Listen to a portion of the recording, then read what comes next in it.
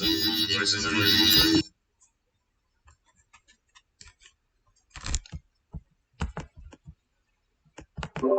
right, let me know if I sound better right now. I think the issue was my Twitch wasn't muted. So let me know real quick before I reboot it, because I don't want to like burn all that time to do everything. Does it sound clear right now, or is it still like? Did you guys say the robot refrigerator noises?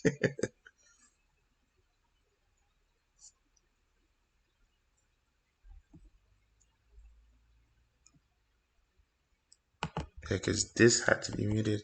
I believe that was the issue. Before I continue, I just want you guys, one of you. All right, cool.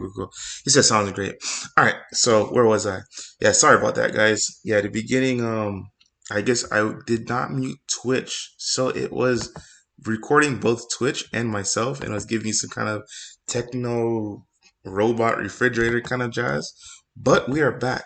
So real quick, what I was saying was, I updated the Dragon Ball Super PBG Pro Play Tour banner to indicate that, guys, we will be at the Trading Card Game Con in January, the weekend of January 29th to the 30th in Tampa, Florida.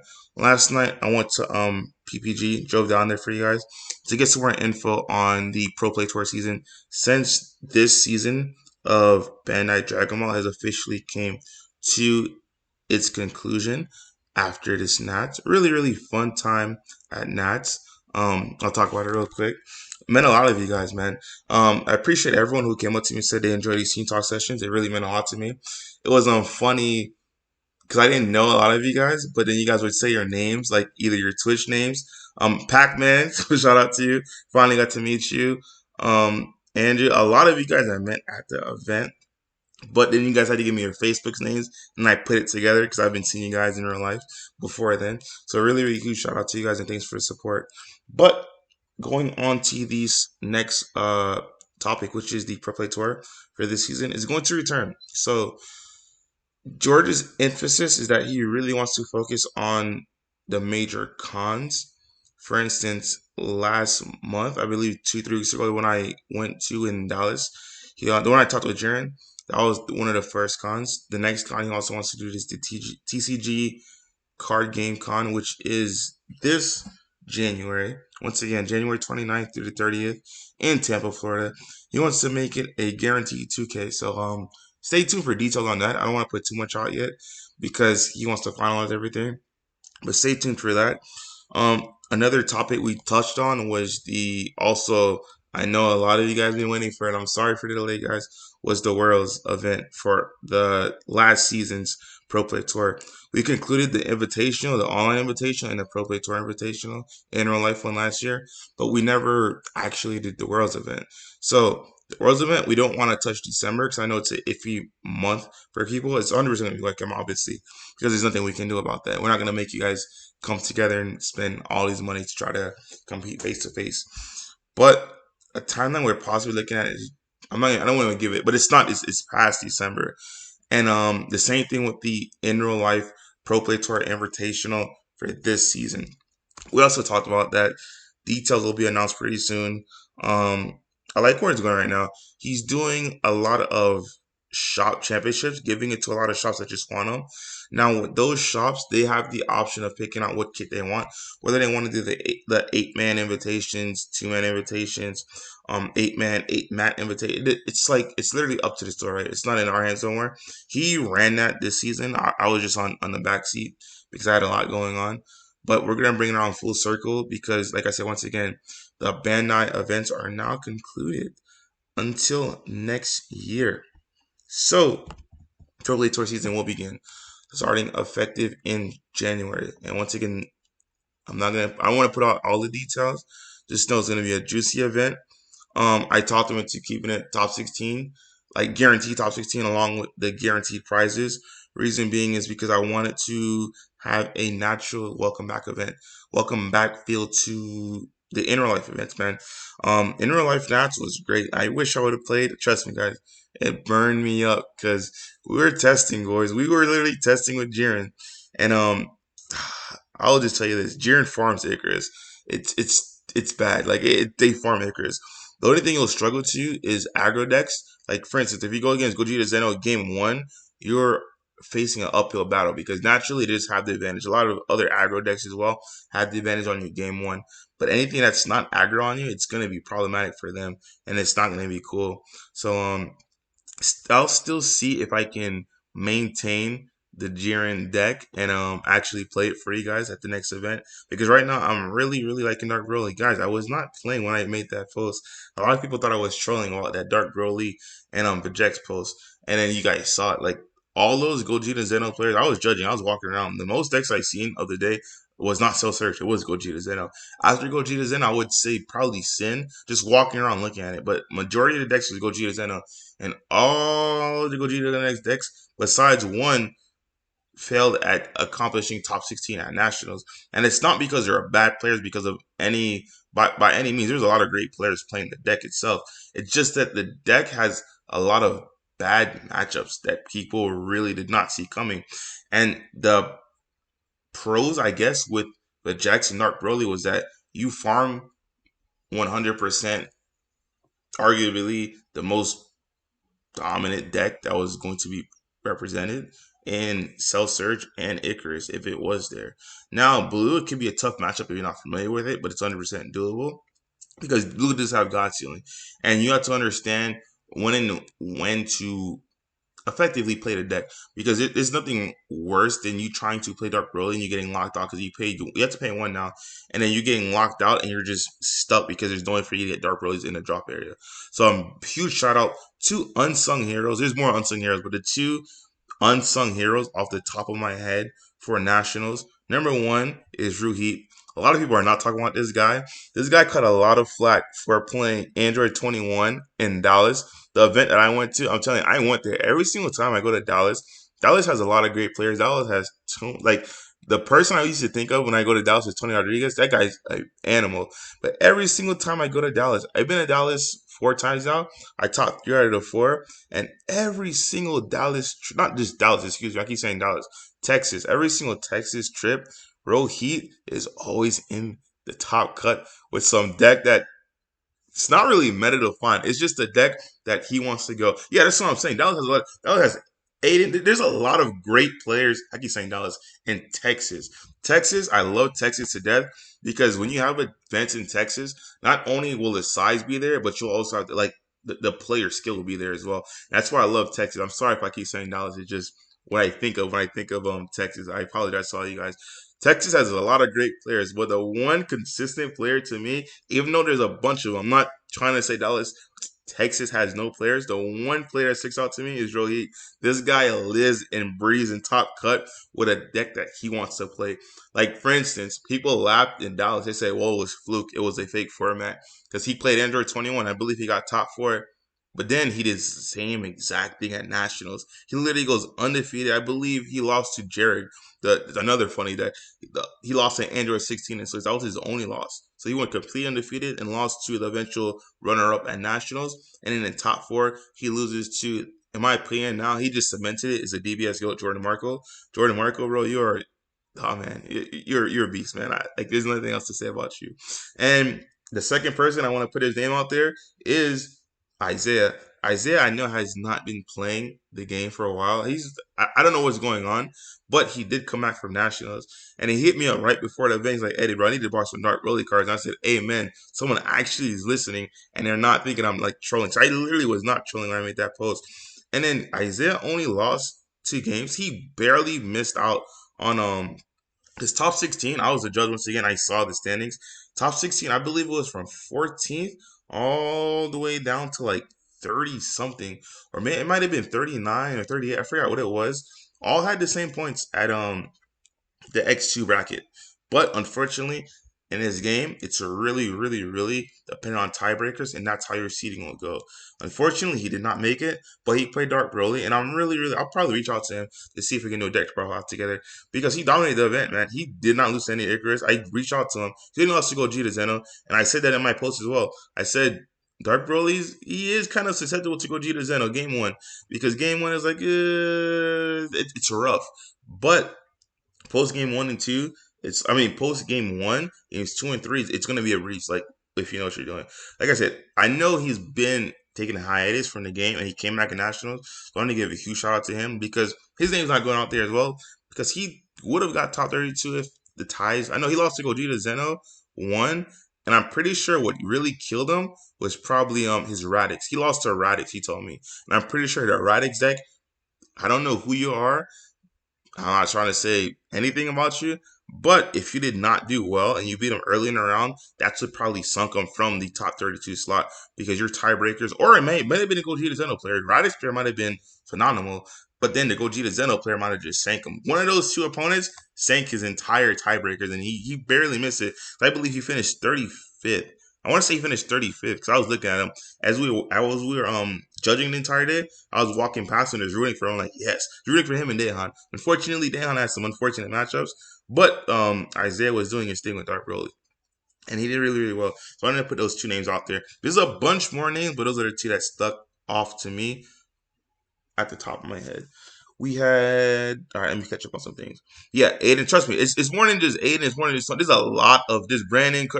C. I don't want to mispronounce your last name. There's a lot of good players out in Texas, and I respect that a lot of Texas. Like when we do Texas events, trust me, I'm gonna do my best to actually attend these Texas events because you guys know how to play the game. I'm not gonna lie to you. At first I didn't really want to say that okay, cool, Texas, it's where it's at, but I'm starting to move to. I still think Florida's pretty much still the number one state, but the difference that I would say separates Florida and Texas is that Florida has a lot of high skilled players, but then when you flip the script, we also have a lot of casual players, meaning these casual players. Not there's nothing wrong with casual players. It's fine if you play the game for fun, it's fine. But Florida's casual players really do not travel to events. So when we do have events, it's just the high tier competitive players in the events, and the casual players just don't even bother, which is kind of unfortunate because when you flip the script again and look at Texas, they don't care what kind of event it is. You have casual players, competitive players, super ultra competitive players. It's like everything put in one, which is why I love Texas and I respect Texas, man. You guys never. I think the lowest attendee thing in Texas is probably what it's probably that last Dallas, and Dallas was I believe 40 or 50 something players, which is really really huge in the COVID times. We have R2K goes finished 36. My tiebreak. Hey, you were playing, but oh, that's another thing. A lot of you guys came up to me and said they were playing with Jax. It's funny because on the winning end, a lot of you guys not the round before the went in, a lot of you guys got paired up together because you said, Eddie, how many rounds is this? I'm like, there's one more. And you're like, look at, I forgot the exact people who said it, but it was at least two or three times in the very second to last round. They said, Eddie, look at us. We're playing a Vajak smear match. It made me happy, but it made me sad because you guys ended up eliminating each other and probably lost the winning in. But it made me happy because you guys understood that, hey, I was not trolling. Because if you look at any Icarus player in their deck profile, they'll tell you Koetsukai turns the deck off for a turn. And it's really huge because they don't play Nimbus. It's literally Repose. That's all it is. It's Repose.deck. And this is why I preach Koetsukai because you play all your guys for free. They could only use Power to Super Saiyan once. So it's either the resting of Vegeta, which you should be playing, hint hint, or your Unison. Vegeta or Unison. You pick your poison. You're not stopping anything else. They're no longer playing Warcry. So they're not playing Bojack. They cannot interrupt your battle step anymore. It's really your first attack, which should not be a leader attack. It depends. If you're awakened, swing with your Unison first. Because if you before you even swing, obviously use Quetzalcoatl. But if you're awakened, you're gonna swing with your Unison first because your Unison is gonna have double strike. 9 out of 10 times, it's not going to be negated by a repulse because number one, they're under Quetzalcoatl, and number two, they tap that last energy for repulse. It's going to be rough for them because they cannot use power to Super Saiyan. It said Slug and Poutine hurt. Slug doesn't hurt with Jax. Poutine is iffy. Poutine, it's really troublesome to have. But once again, the way I described that Jax deck, and I don't want to give an exact deck profile because I don't want to know. I didn't know if any of the team was going to jump on it last minute. But it should 100% be Black Man saying Vegeta and Goku. It's floodgate.deck. And the way you make up for your mills wouldn't be the Majin Buu human extension attacks. And my only overall, it's not fighting against fate. It's not all that good stuff. It would have been literally secret identity. The whole concept of the deck that I wanted to hopefully see at Nats without giving you guys, hey, just net deck it was free value dot deck while you having free removal dot deck, because Secret Identity clears the board, allows you to keep playing things for free efficiently and pushing in for damage. Now, the one bad matchup, I'm not gonna lie, and this is why I had an issue with touching for Jax and I hated it with a passion, is Sin Shinron. Sin Shinron and Vejex almost felt like you have to go into hyper gear to try to steal the game because they just have the advantage, man. I'm not gonna lie to you. Those dragons, they swing tall. If you do remove them, they'll draw to you. It's rough because you have to have a combination of now BMS, Koetsukai, Destroy Dragon, to which if you're going to destroy Draken, they could haze it at any time and point. It's really, really rough to play against the Sin matchup. It is doable, but you have to be on your A game. And that's one reason why I wouldn't really sway towards Vijay. I would personally had played Dark Broly in the side event. Day one 100% would have been Jiren. I'm sorry, guys. Jiren was just too absolutely broken. I asked George, I asked all of my Miami guys, when we were playtesting, we were in the lab. Jiren was giving him the work on so not Soul Striker on mono yellow Icarus. Blue yellow was more iffy because with blue yellow they didn't have access to more tools. But the issue with blue yellow was if you won first, like if I went first, it was just game over because those 110k combo cards would literally catch them. And if they don't have a blue open, it would just be game.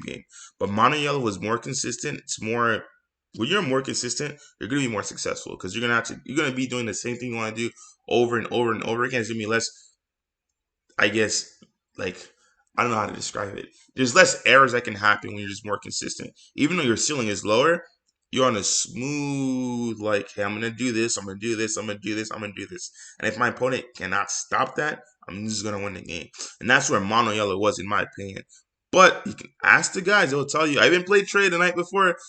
Trey was getting on my nerves. Trey was like, "Eddie, stop talking about Jiren. Eddie, stop talking about Jiren. I love Trey to death, but Trey, we both should have cross shuffled our decks. But we both drew suboptimal with Trey. One person ended up getting clapped, and that was not Jiren, my friend. And perfect example, he lost one time during that. He was completely undefeated. He was undefeated. I believe he had two draws in Swiss, and in Top Cut, unfortunately, he lost because he did not know the Zamasu, which is a really good tech by that team, by the way. We'll get to that in a second. But Trey was completely undefeated with his Icarus deck. He lost twice on the weekend. One in Nationals and one night before. And that was to Jiren, my guy. Pac-Man Slim Slap. Sin does slap. Oh my god. Sin is a very popular deck. Funny story, the night before Nationals and the morning of Nationals, I was like, yo, Dylan, I'm not gonna lie. I think Beerus just like implanted a seed in my head. So I had a dream that you won Nationals with Sin Shinron. Because every time I think about Sin Shinron, there's a lot of great Sin Shinron players, but one person sticks out to me the most, and that's Dylan. Because Dylan, in my opinion, was the first person I seen put the cell, the pen, the cooler, and all that good stuff when they very first came out. And then every single time I see Dylan play Sin, this guy's either winning or he gets. I think the lowest I've ever seen Dylan with Sin was second place. Um, he beat Brian Samuel in the online Champions Cup in the finals. That's the when people really realized how deck was a thing because how he beat him was he sent. This is pre-errata, obviously. He Zeno sold him on two. No, Zeno sold him on three. Had cooler and just went all in. He was describing it to me, which is really really powerful. Let me see. Archer Kago said Soul Striker Blue Yellow is rougher for Jax. Daniel Daly. It's rougher for Jax if you do not sequence properly. Soul Striker with playing Floodgate deck is not rough. And Value Town is not rough. Because if you're trying to play cards like, let's say, Fight Against Face or any attacking stuff, you can even play the Migra. I personally would incorporate the Migra in the main board. I would have him in the sideboard specifically for blue because blue no longer has access to the free extra card. Bojack's Brigade. They no longer have access to that. And it's gonna be a hard time to remove it because I believe their earliest removal would be what? Turn 4 with Majin Buu if you swing. But at time and point, you're gonna give him the work by that time and point. Now, if you're not playing the value deck stuff, blue can be an issue because you're trying to counteract your pick. Blue has always been an issue for Rejects, even when it very first came out. The reason why it was mitigated was because the unerrated Bibbidi was there, and he just dropped a Bibbidi and was usually game. But honestly speaking, ever since that deck came out, when blue was a thing, Heroic Prospect used to stop you in your tracks because back then it was Zamasu and the Vegito leader. Heroic Prospect stopped you in your tracks. There's a lot of cards that dead stopped you in your tracks. So yes, Blue is an issue, but value.deck, it's less of an issue. It's still an issue, but it's less of an issue because your one drops, the biggest difference, once again, between Vegeks and Gogeta Zeno, it's really two huge factors that speak out to me. Number one, your easy natural synergy with Koetsukai. And number two, the fact that you can willy-nilly attack with your one drops and not have any fear because you have one Majibu Human Extinction attack, which will make him a 20k base, which you can obviously before if you have Trunks on board, do it block first, but then you can mill another Trunks if they attack into it and leave it at 15k base. You could get a Kai off there, and then somehow possible they out combo you to a point where it's like, okay, cool, it's pointless to just human extinction attack because it went to like 25 or 30 and you don't feel like using those kind of cards. Then you just have power burst to just either take a life, tap one, and then replay for free. Now that's why I specifically chose Vegeks over Gogeta Zeno, and I put it in the order I did for black decks. I think Gogeta Zeno is still a powerful deck, but Gogeta Zeno's bad matchups, they're not just bad matchups. In my opinion, they're unwinnable matchups. For instance, you sit down against Sin Shinron, even though I would not want to be Vegeks or Gogeta, I would rather play Vegeks if I had the choice of going against Sin. Because at least against Sin, I have access to cards. Once again, really huge thing I keep mentioning is Majin Buu's Human Extinction attack. I can play with their one-drop dragons in the thing or any dragon I want to. Gogeta Zeno, my issue with it is you have no way to touch your drop area. And that's a common thing between Vegeks and Dark Broly because you have Demon Realm Ravager, which you can also warp one from hand on top of taking one from their drop area. Those two cards, in my opinion, is what makes them the two top black decks. Because if you have no drop area play, okay, cool. You're attacking, you swing tall against Soul Striker, boom, he takes it. Or he doesn't take it. He combos it. He combos apes in there. You're just gonna leave it in there so you can value time your next turn, tap two, and on his turn he's just gonna wake on you because he's gonna tap two, draw two, and then swing at you, untap two, draw one. You see what I'm saying? Like you giving that drop area play up is really, really huge. And those little things that people think are little are going to add up at the end of the day. Let me catch up on the comments really quick. All right, so I'm glad the audio is fixed. I apologize about that once again, guys. I did not mute the Twitch. Yeah, X2 was rough, man. I felt bad. I'm not gonna lie to you because reading it, X2, yeah, it was 15th through like 48. Like I said, I knew it went down because I started looking at the players, and Isaiah was one of those players. I believe he barely missed top 32. Like I said, his tiebreakers got him bad, but I was really rooting for him. You see, yeah, you finished 36, so you was probably right under Isaiah. It's rough, man. Let's see, blue, yellow. Yep. So that's cool. So, I mean, this was just a recap. I just wanted to show face and talk to you guys because it's been a minute. I want to get on here more frequent again because, like I said, Bandai season is over, and we're going to focus on the Pro Play Tour right now. And I finally get to play. Yes, no more judging. I finally get to actually play it again, so it's going to be really, really fun. I'm looking forward to it. I'm looking forward to decks I have in my hand right now. I have my Jiren still built. I'm debating on leaving him only to bring back Dark Broly because players really did not listen, and I guess I should just re-show him the way. But I'm not gonna drop Jiren because Jiren, the key cards in this format, a very crucial card, are those battle evolution negates. Those things are insane, and Jiren has a natural way to just out those things with my Jiren devastating might. I just outed. I'm like, okay, cool. Now you took that life. Now continue going for the game. Yeah, it's just really, really powerful. The deck is really strong, guys. I will tell you why I saw you guys in day two and not be successful as you wanted to. There's a plethora of reasons. I even told George not to play for day two, even though the deck is playable. This is what happens when you play Jiren with Unison. Any competitive players, I don't want to put anyone down. Any player who understands how this game works understands if you're able to progress your game state without letting your opponent do anything, right?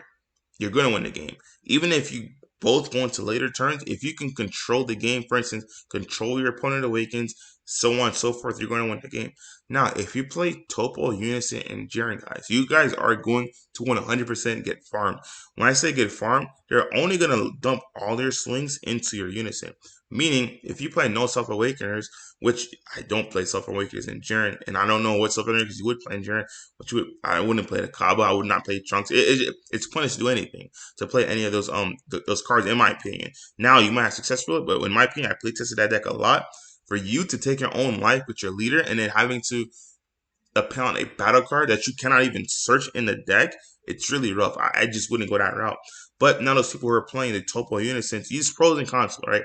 Topo Unison, people say Eddie, you're crazy. That's all your defense. Topo Unison, you have access to Yamcha, you have access to New Ruler on offense, you have access to Evolving. I'm gonna show you exactly why I would not play it. A very popular match that you are already not favored in game one is Gogeta Zeno. Gogeta Zeno has the advantage game one. The reason why he didn't have the advantage game two and three post game one period is because of a card I played, which is the Final Blow. Final Blow is an activate battle. You tap one red, you neg one of your battle cards. I believe it's killed. My battle cards. I want to say it's 15 or 20. I don't really read it because I just neg my one drops, and then you neg your opponent's battle card neg 25. Now with that being said, Jiren takes a life and plays a battle card for free. You play a bunch of guys, a bunch of one drops that you really just don't care about. Now doing that, being an activate battle, you leave your opponent in a weird spot because as long as you have energy open and any battle card on board, that card is live. So if they combo into anything, you have to understand how this game works, right?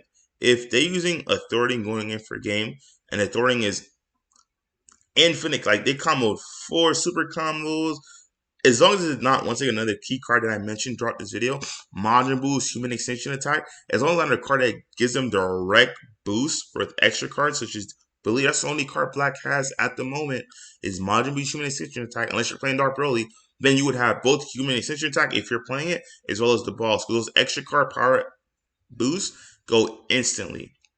So once again, you can go all in with 4 super combos on a Thwarting, and I can have any battle card on board, one energy open, neg it off board. I believe it's a neg 25. I know it's a neg 25 on your battle card, but from mine, I think I neg my guy either 15 or 20. And your guy is gone because the combo will not be added until the end of battle.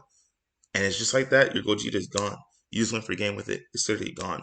Now, if I can use multiple. Like, the card is completely insane. I don't want to give up all the secret text in my Jiren deck, but that's just a huge reason why I do not play Unisons, guys. Because you cannot do that. You cut off the combo step from playing Unisons. Because if they farm your Unison, which is the correct play to do with Jiren, you're 100% only going to awaken on 4, which is rough because now your leader is going to be 10 unless you use Zenith on turn 3 and you make him 15. But still, your super combos are dead. There's a lot of things that are dead. And you have to realize, if they swing, okay, Eddie, once again, the whole argument with the Yamcha counterplay.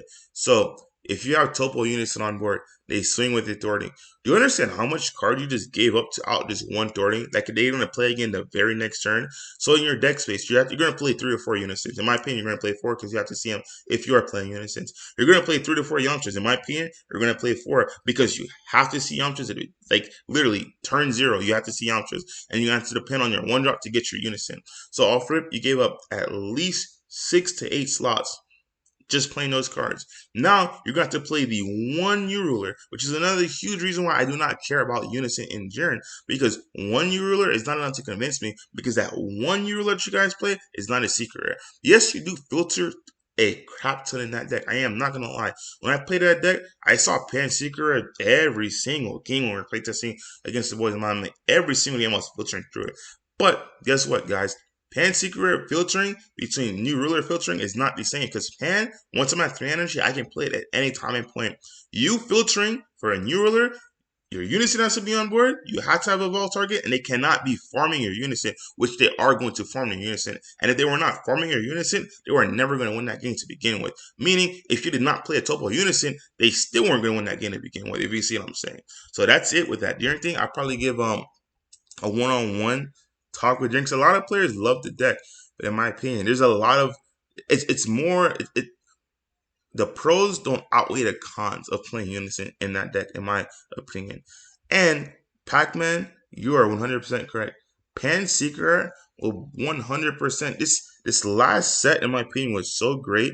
Not from core cards, but from the secrets. I think every other secret just became invalidated because in every single deck, minus less than a handful, those decks would be SS4 slash AOD. We would probably play the SS4 Secret Rare. The one that Chaser Colors gives every remove, what is it, 4 to 5 guys, gives your leader plus 15. That's probably going to be those two decks secret rare. Black Xeno Sin would probably obviously be the Black Xeno Sin. Um, Cell Hand Instruction, it depends on what secret rare you want to play, right? You can play the pan, but honestly speaking, that green, the new one with Broly, obviously, it's the way to go if you're playing that. I'm not too sure what you guys want to play, but every other deck besides that, you're going to play some kind of Baby Hatch, whether it's pan or if you're playing blue, then you're actually just going to play Baby Hatch. Those secret rares have changed the game. Like, you guys know me. I love lineage to death. I took lineage out instantly. I'm like, yeah, it's pointless. This pan is insane. Zero energy cost.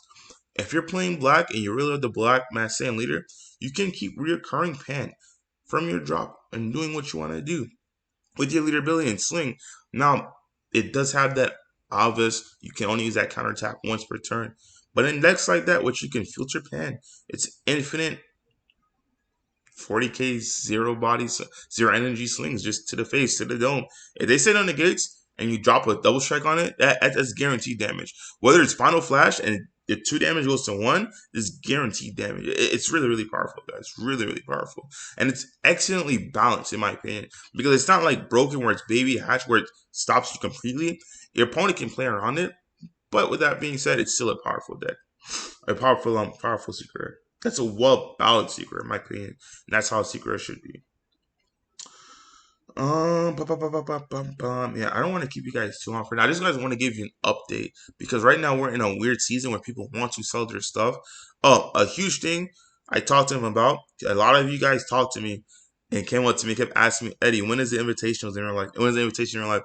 Not in fear of not being able to make it, because rather than it's the fear of not having an invite. So I talked to him about webcams. He really wanted to stay away from webcams this season for the obvious reasons, because it doesn't matter what organization you are. I think webcams show you in a negative light because for some reason players still, even though they know they're being recorded, still decide to do things that you shouldn't. And then the two things that get highlighted throughout those events are number one, the player, and number two, the organization. For that reason, that's why I tell you guys' voice is louder than you think. Like, those complaints that you do, they scare a lot of TOs from running webcam events because you guys will crucify them. Trust me, like, in my opinion, those webcam events are probably one of the best things you can give to a community, especially you guys that cannot travel. But once again, the fact that it's so infamous, it's rough for a Teal's aspect. So I did talk to him, and he's for that specifically. He's only looking for 1 month. Is if it's a possibility, I'll keep pushing it on him.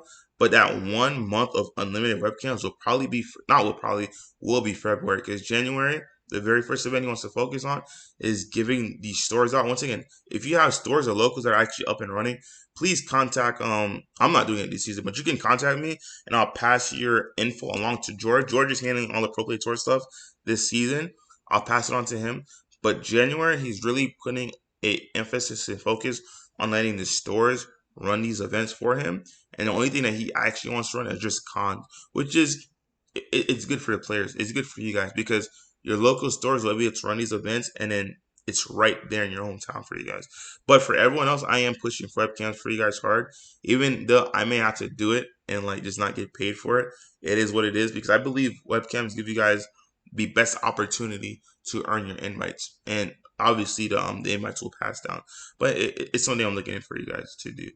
So if you guys don't have any more questions, comments, or concerns, I'll start with my closing comments and closing thoughts. You guys feel free to put anything that you want to do. I'll address it at the end.